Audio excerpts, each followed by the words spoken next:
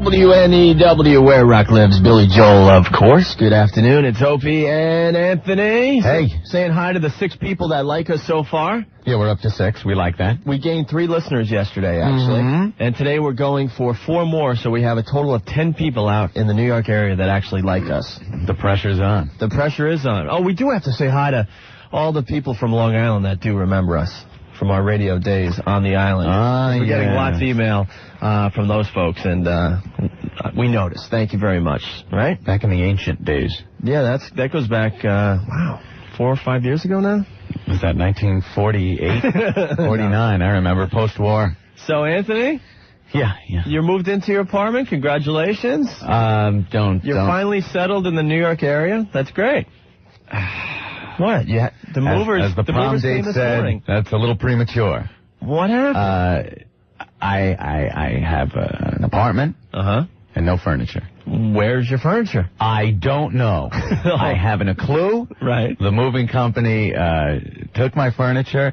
I do believe I saw some of my stuff for sale in the park on a blanket. Really? I'm not sure, but I recognize some knickknacks that might have been mine. So yeah, it's at the point now where we have an apartment and a portable TV, right, and cable. Oh, you got cable already? Oh yeah. You don't have furniture, but you got cable. No, it looks like a dorm room. We got cinder blocks. Yeah. The big spool. Oh, the big spool is your living room table? Yeah, the cable spool. Right. You know, that says Lilco on the side. Right. And various milk crates. That are, of course, a crime to possess. But we have them. Well, just drive around the neighborhood and you could get a couch, I'm sure.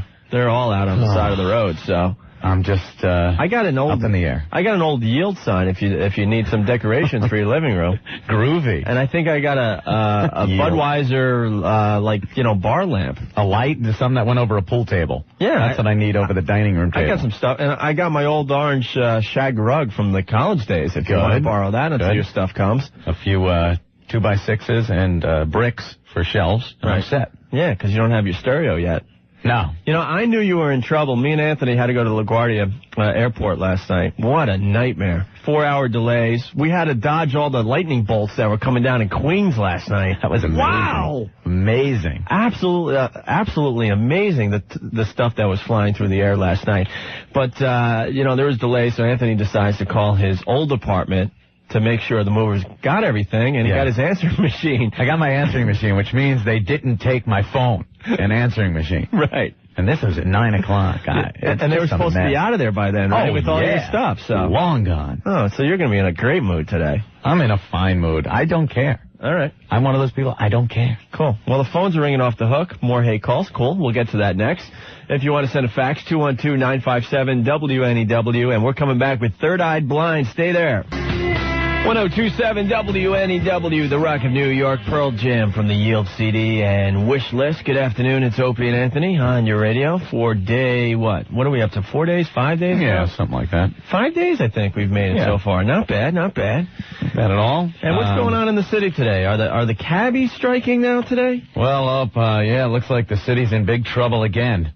After yesterday, I don't think anyone's going to top that demonstration yesterday. Yesterday we had 40,000 protesting construction workers on Madison Avenue clashing with the police. Yeah. Made all the big news stories. Today, cabbies numbering in the tens. In the tens? Are in front of City Hall. They're in front of City Hall right now and there's 10 guys? There's not as many, let's say, as 40,000 construction workers. I think they had to dispatch a couple of security guards. To get the raucous cabbies under control. So they're not organized, I guess. No, for some reason, I just think it comes down to money. I think a cabbie would rather be in his cab making money than protest. I think it's a language problem. They all speak different languages that they can't really get together and figure out, where they're supposed to be for the demonstration. That's a pretty good concept. I didn't even think of that. Oh. There probably is this language barrier that keeps them from uniting. Yes, I think that's what it's all about, actually. Although there was a language barrier last night I was watching on the news between some of these construction workers. I think it was drunk and sober. Did you read the Daily News about the riot yesterday that even a horse got punched? Yeah. That's a nasty demonstration when horses start getting punched. Like the scene from Blazing Saddles. Yeah, exactly. Mongo punches the horse. Right. I noticed one thing. I think to be one of these construction workers, I think I got the pose. What you got to do is put both hands up in the air, clench your fists, and go, ah! And just yell. Because every picture of them, look at this. Yeah, I see it. It's got their mouths open. Right. And both arms up. Yeah. Sometimes both arms, fists, and one finger is up. My favorite was the guy with the Jets jersey on, ripping down the American flag. Yeah. Mm-hmm. I think he was like the hero yesterday. But, something we should touch on today. That riot was going on, 40,000 construction workers. Did you hear what the women were doing during this riot yesterday in Midtown? About this. Yeah. The women in all the office buildings around the riot site, they were well protected. They're like 10, 12 stories up. They were all just gazing at the construction workers and falling in love. Yeah, look at the abs on him. It's like that old, what was it, the Pepsi commercial? Diet Pepsi, The Diet Pepsi commercial where, the girls are checking out the construction workers. Well, they were doing it for sure yesterday in Midtown. Mm-hmm. Wow. Matter of fact, if you were one of those ladies checking out the scene yesterday, we would love to talk to you today. I want to see how much work you actually got done, right? Yeah. All right, you can give us a call. On the way, we got some great rock and roll, of course. Want to do some Everclear next? Yeah. Let's do that, huh? I got to interrupt the program for 1 second here. Anthony, I know we have a lot of people listening. Yeah. But how many people actually like our show so far? All right, total right now is up to 6. We have 6 people that like us out in the New York area? Total of 6. I think we might have 2 more. Let's go to the phones. Hi, NEW. You can add the total to 6, make it 8. 1027 WNEW, the Rock of New York. You two from Achtung, baby. Also in there, Marcy Playground, Sex and Candy, and we started the hour off with Better Than Ezra and Good. It's Opie and Anthony. I hope you're enjoying the program today. Yes. We're psyched to be here. And Mayor Giuliani, what is he on today? It seems today... Every day he's got a new cause in this city. He does. He's a busy mayor. He's a very busy mayor. He's jumping all over the place. Our old mayor wasn't a busy mayor. He spent most of his time just trying to kick me and you out of the fine city of Boston. At least this mayor in this city works. He's doing for the something. People. Right. He's always out and about. I'm looking at page 18 of the New York Daily News, and there's a picture of Mayor Giuliani, and he's got his big beluga whale forehead picture in the paper. You look at his forehead, it looks like one of those, like a honeydew melon with a little tarantula on it. That's how I describe him. It's pretty accurate, actually. He wants stiffer penalties for people caught selling cigarettes to minors. Yeah, I guess the Daily News did an expose, and because of that, Mayor Giuliani is going to make it tougher on the people that sell to minors. Are we ever going to get rid of underage smoking, though, in this country? Seriously, isn't it kind of like a rite of passage? It is. You have to go through it, I think. Didn't we all at least try some cigarettes when we were younger, and most of us grew out of it? Yeah, you got to realize it's pretty bad for you, and then just stop. And I think nowadays it's really hard to continue your cigarette habit, unless you enjoy going out in the cold with your buddies and it's 10 degrees out. Exiled. It's not bad in the summer months. But in the winter, when you're walking into the building and you just see the huddled mass of smokers outside the building, freezing as they, take care of their habit. It's like, hey, I think your cigarette's been out for about 10 minutes now. Yeah. It's just the steam coming out. Yeah. So anyways, he's getting on that campaign. And in the paper, like Anthony was getting to here, they had a bunch of kids in the New York area rate the anti-cigarette commercials that are on TV. Mm-hmm. And most of these commercials are pretty lame. I wouldn't stop smoking if I saw these commercials. No. Except for number 1. Ugh. And it's the lady with the hole in her neck in the voice box. Debbie.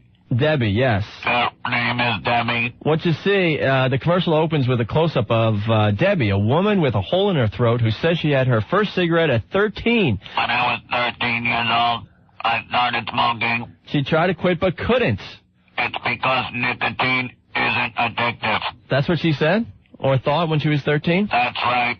She says that she takes a long drag on a cigarette that she places up to the hole in her throat. How can they say nicotine isn't addictive? Hey,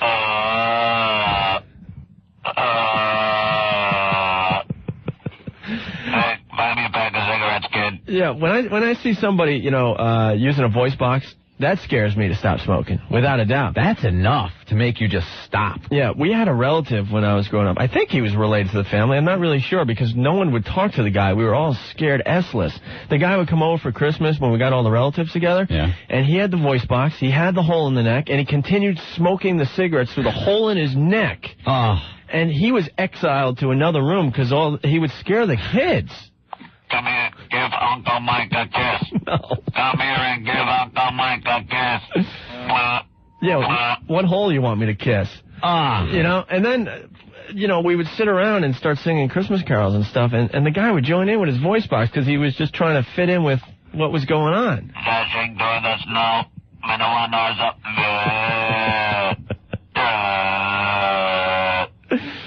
That's horrible. It is horrible. That should make you stop right there. I think so, but I don't know. I wish the mayor luck on this campaign. Kids have to smoke because they think it looks cool. That's the bottom line. But when you get older, you got to realize it's bad for you and put the things down. Yeah. I used to smoke. Anthony used to smoke, what, 2-3 packs a day, right? Well, not that much. You smoked a lot. It's about 2 packs a day. 2 packs a day, all right. And you know what happened? I woke up one morning and said, you know something, this is pretty bad for you. Yeah. Said, I have a career that my voice is pretty important. Right. And I should pretty much give up smoking. So you know what I did? I threw the cigarettes away and didn't smoke anymore. You have to say to yourself, I'm not going to pick up a cigarette. You consciously pick up a cigarette, put it in your mouth, and light it. Don't you? You do that. You have to. You know you're doing it. It's not like you all of a sudden go, oh, I'm half done with a cigarette. Wow, how did that get in my mouth? And lit and puffed halfway down. So if you just don't put it in your mouth and don't light it, you won't be smoking. Don't give me any addiction stuff. Put a needle in your arm. Put some heroin in you for a week. That's an addiction. I don't know. Then you'll start, like, when you're physically on the floor in the fetal position, right? Then you might understand addiction. But cigarettes, come on. Just don't pick them up and you won't be smoking. It was that easy to quit, Anthony. That's it. You got to have a little willpower. You're lucky, though. And how long haven't you smoked for now? Over a year? I think 5 hours. No. 1027 WNEW. Rock lives.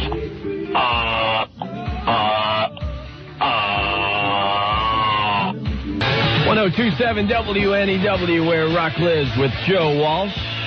Just a reminder, don't forget, beginning tomorrow and all weekend long, we've got your tickets for the Brian Setzer Orchestra at the Hammerstein Ballroom on July 16th, plus a copy of his latest CD, The Dirty Boogie. All this weekend, rock and swing with 1027 WNEW. So, Opie and Anthony, we got a bunch of people on hold complaining about you and your voice box, Anthony. I don't understand it. We're just talking about a story in the paper today, Rudy Giuliani. Right. Trying to crack down on people selling tobacco products to kids around the city, and a couple of little stories about commercials that are very effective at keeping kids from smoking. Yes. One of them is Debbie, commercial featuring Debbie, who had her voice box taken out, now has a hole in her throat, and still smokes through the hole in her throat. Yes. And she's talking to the kids like, I used to think cigarettes weren't addictive.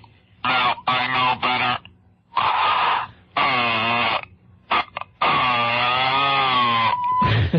That's sick. And the kids have decided that's the most effective anti-smoking commercial that's on TV right now. Because it's frightening. It's frightening, and it's scaring the kids from, keeping them from smoking. Exactly. Keep me from smoking. Well, this guy has a problem with you. INEW. I've been listening to the station for a number of years, hearing what you guys have just done in regards to the laryngectomies, that I think you guys made a total mockery out of them. A mockery? Don't you understand that we were just conveying how awful it is to smoke and have to go through something like that? Yeah, I agree with that. And we said if the kids see those commercials where, someone's using a voice box and has a hole in her neck, that will make me stop smoking. Hearing the way how you guys were playing around with the idea of the voice box. Well, you want to sugarcoat it? It's an awful thing. It's horrible. I know exactly what it is. I've seen people with that. I've worked with people that. So have I, and it's horrendous. It is. I don't question that at all. But the way how it was coming off on this end, and the couple of people that are sitting here listening to this, we basically feel that it's being used as a mockery more than anything else. Why would you say that? Come on. You had to do that, huh? That was not a mockery. Well, the guy wasn't going to agree with us anyway, right? I don't think so. Hey, we got new technology for our show, by the way. I don't know if we should tell the people about this now because we're going to get flooded with hate responses, but that's okay. If you go to the WNEW website and you click on our, our section, which is our baby pictures, because we're too scared to show anyone what we really look like, I guess there's a section where you could click on it and you could pop a message right into the studio and we could read it instantly, right? Instant feedback. Bam, right there. Instant feedback, which is scary, but we'll deal with it. And it's only going to happen between the hours of 3 and 7 during our show, right? And Technology, science. And then they shut it down at 7 until the next day. But if you want to get an instant message to 1027 WNEW, where rock lives, Black Crowes, and Hard to Handle from Shake Your Money Maker. I do believe we're going to get the Black Crowes in here eventually. That'd be cool. Maybe if we could talk them into it, they'll play live for us, too. That'd be fun. Yeah, we got plenty of room. Just like Grantley Buffalo did on Mr. Herman's show last week. That was really, really cool, actually. It's Opie and Anthony. One of my favorite sections in the New York papers is the Voice of the People section in the Daily News. Sometimes it gets you, though. Yeah, you read a letter from somebody and you're just like, oh, shut up. Well, it is America, though. So off base. Well, this one's pretty good. Carolyn from Brooklyn writes about the mayor. And the title is Godfather. Godfather. Like a mobster wannabe, Mayor Giuliani has a vendetta against anyone who crosses him or whom he just doesn't want around, like street vendors, taxi drivers, pedestrians, Cooney students, sidewalk artists, subway riders who take up to 2 seats or hold the doors, tenants in rent-stabilized apartments, anyone who dances at a bar, and the Grammys. Here are a few suggestions for Rudy to further improve the quality of life in our fine city. How about running those Mr. Softy trucks out of town? That repetitive nursery rhyme must be breaking some noise codes. Those Salvation Army Santas, aren't they just panhandlers in red suits? And can he force parents to ship off to camp all those kids running around making noise and having fun all summer long? Carolyn. Wow, giving him hell there, yeah. Yes, and also in the Voice of the People. Now, that one was at least about something that people care about, the mayor. Yeah. A lot of people hate the mayor. A lot of people like him. There's no real middle ground here in the city. George from Oakdale, Long Island. What does this he is want? in the same Voices of the People section. Pat Sajak on Wheel of Fortune should be more considerate of Vanna White. Very important subject here, yeah. When they first walk out on stage, he dismisses her like she's extra baggage, and he's anxious to get in the spotlight. Pat, try this. Ladies and gentlemen, my co-host Vanna White. And then let her go to the board to the sound of applause. No offense, but Vanna White, she makes millions of dollars she doesn't even turn the letters anymore. No, she just touches it and it lights up. Because, you know why they started that. She screwed up a couple times. Yeah. So the makers of the show, Merv Griffin and them, they decided to make her job even easier, where all the letter lights up and she just touches it and then it shows you the letter. In the old days, she had to spin the letter and she was spinning the wrong ones around. I think the more important thing here is Vanna White should get his name and get a restraining order. If that doesn't sound like a stalker, who cares about Vanna White? Oh, yeah. 1027 WNEW, where rock lives, the Rolling Stones' Sympathy for the Devil. That's my favorite Stone song, in case you care.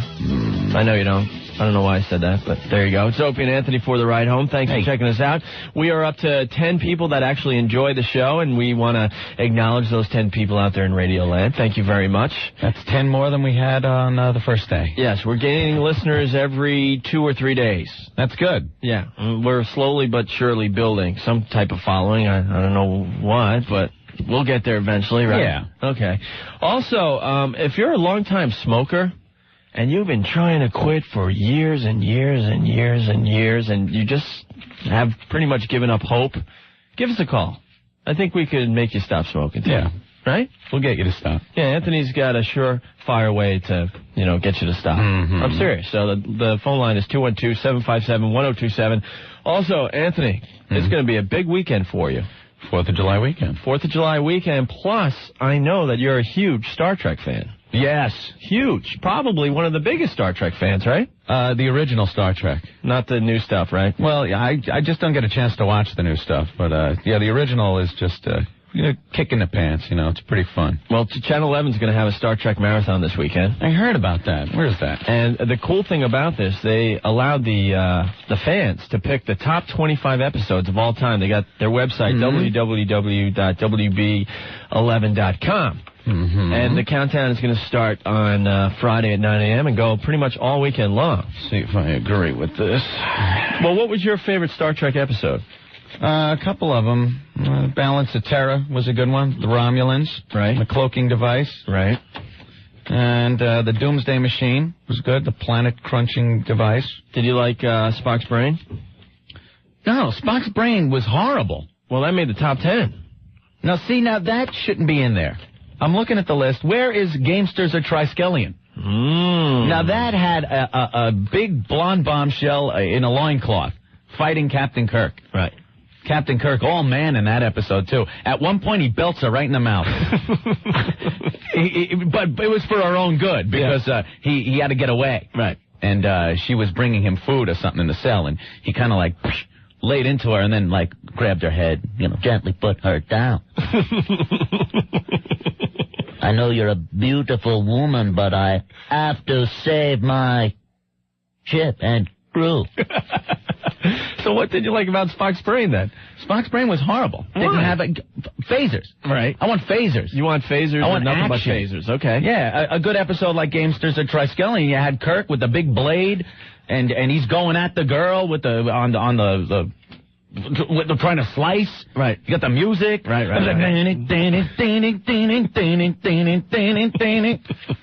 I mean, that's great stuff. Spock's brain. Right. Great. They go around with this robot remote control like Spock looking for his brain. Right. It was terrible. Did you like Space Speed? Which one? Space Speed with... Space Speed. Oh, yeah. With Ricardo Montalban. Right. That was good. And the movie after, Wrath the Khan. Great. There you go. Great movie. What was the episode of Star Trek where the evil twin or whatever? Mirror. Yeah, where they beamed back up to the ship, and they were the evil selves. Right. Yeah, horrible. That was something they did in sitcoms in the early days, like in the 60s and 70s especially.